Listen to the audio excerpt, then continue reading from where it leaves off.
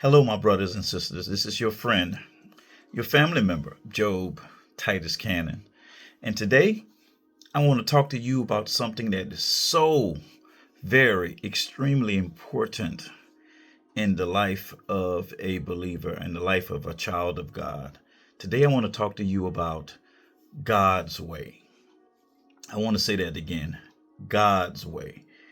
God's way. And I want to start off by these questions that kind of plagues us as Christians and people of God.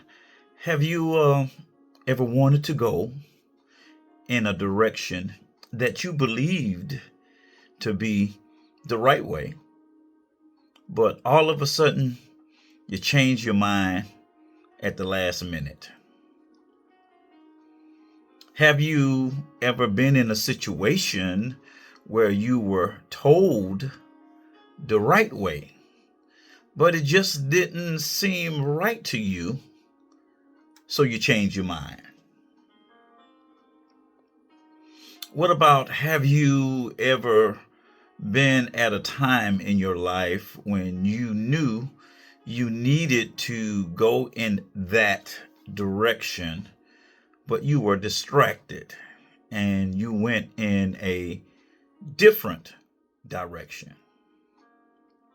Today, I want to talk to you about this story about a man named Jonah, who God had told to go one way, but it didn't go well. In the Old Testament, the book of Jonah is a very interesting story, a book about a man who loved God, but got into his feelings when God gave him specific instructions. Now, when we look at the book of Jonah has 4 chapters that is broken down into 4 sections. And today I want to kind of talk to you and kind of relive the story so I can bring it to your familiarity. Chapter 1 talks about Jonah running from God. Jonah running from God. Have we ever been in that situation where God is telling us something and we're trying to run away from God? Chapter 1, God gave Jonah specific instructions in verse 2. He said to Jonah, "Arise, go to Nineveh, that great city, and cry against it, for their wickedness is come up before me." So God knew what was going on in Nineveh. So now immediately after God gave Jonah specific instructions, Jonah ran the other way from the presence of God. Now, just to give you a little background, Nineveh was a city of very evil and vile people. Some of the things that these people did was, they would kill people and chop their heads off and put their heads on a pole. Not only did they do that, but these people would take pregnant women and cut open their stomachs with the swords and kill their children. I mean, they was just very cruel. They were people who tortured children children of Israel. They was just cruel people. And Jonah did not want to have anything to do with these people in Nineveh. So he ran away from God. My brothers and sisters, when God speaks to you, you have to listen to the voice of God.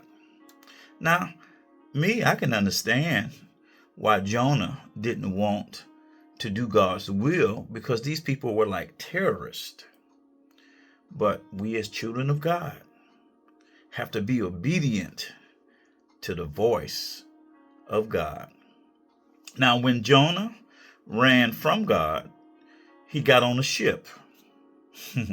When the ship started to sail, the ship ran into a big storm that rocked the ship, and the ship started to tear apart. When the crew on the boat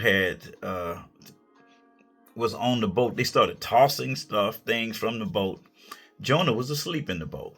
So when the captain awaked him and he told the captain, "Hey, listen, the reason why all of this stuff is going on, is tearing up the ship, is because of me." After Jonah finally convinced the reluctant crew to toss him into the sea, Jonah was swallowed up by a great fish.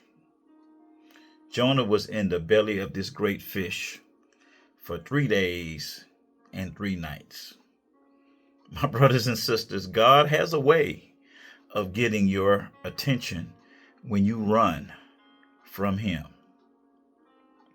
Now, chapter 2 talks about running to God. Chapter 1 talks about running from God, but chapter 2 talks about running to God.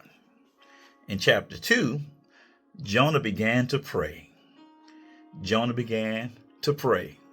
In verses 1 and 2, it says, verses 1, from deep inside the fish, Jonah prayed to the Lord, his God. Verse 2 says, in my distress, O Lord, I called to you, and you answered me. From deep in the world of the dead, I cried for help, and you heard me. From deep inside of the world of the dead, I cried for help, and you heard me. When God allowed this to happen to Jonah because of his disobedience, Jonah, like many of us do, started to pray. God, if you do this for me, God, if you do that for me. He cried out to God. God heard his voice. And ultimately, the fish vomited out Jonah on dry land. Which takes us to chapter 3, which talks about Jonah running with God. Now, in chapter 1, we talked about Jonah running from God. Chapter 2, we talked about Jonah running to God. Now, in chapter 3, Jonah is ready to run with God. Chapter 3, God spoke to Jonah again. And Jonah did listen this time to the voice of God. The city of Nineveh was 3 days' journey. But Jonah was so focused this time that he made it to Nineveh in 1 day. And Jonah preached. Jonah was a preaching fool. He preached and he proclaimed what God had told him. And verse 5 of chapter 3, this is what he said. The people of Nineveh believed God's message, so they decided that everyone should fast, and all of the people from the greatest to the least put on sackcloth to show that they had repented. And you go down to verse 10 and it says, God saw what they did and saw that they had given up all of their wicked behavior. So he changed his mind and did not punish them as he said he would. This proves, my brothers and sisters, that God is a gracious God of mercy, even unto the most evil people of the world. Lastly, chapter 4 talks about Jonah running ahead of God. Chapter 4, when Jonah saw that God extended his grace to the people of Nineveh, it made him very angry. Jonah wanted God to get those people. Get them, God, get them.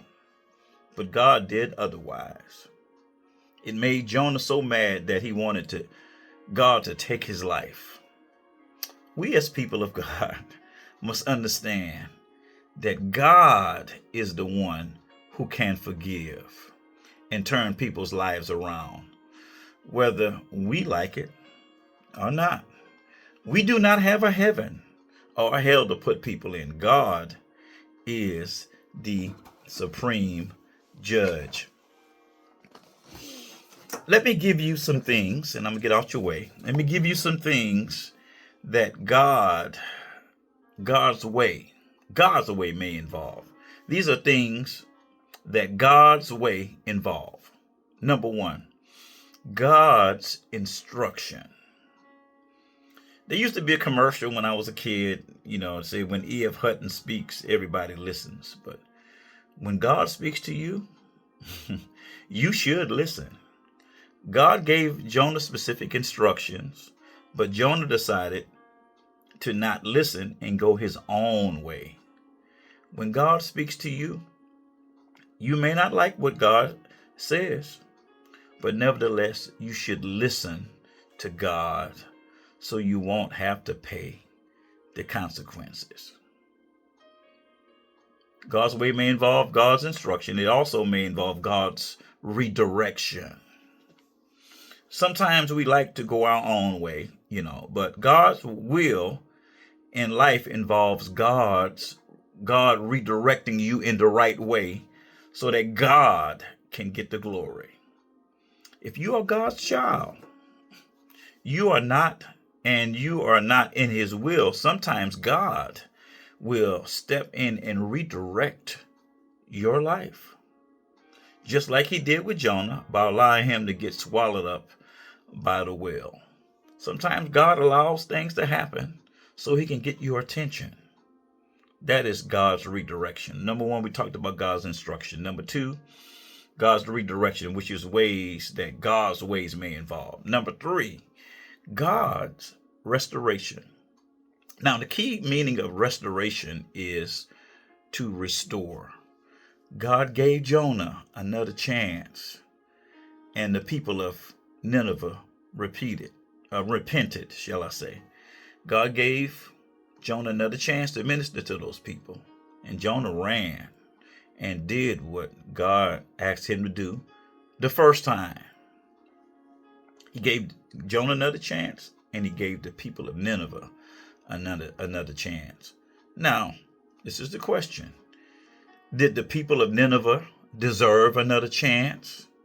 Probably not. Do we deserve second, third, fourth, fifth, 16th, 999th time? Probably not. But we serve a God that is gracious and merciful. God's ways are not our ways. And lastly, things that God's ways may involve is God's compassion. As a result of God ministering to the people, God had a change in heart. After the people went on a fast and repented of their sins, God had compassion on the people of Nineveh. The evil people, the killers, the murderers, the racists, these people. That's all of it. They were all of that. But God gave compassion and gracious mercy. My brothers and sisters, please remember that God's way may not look fair or may not look just to you. But God's way is God's way and not our way. God bless you, my brothers and sisters. Have a blessed week and do it God's way.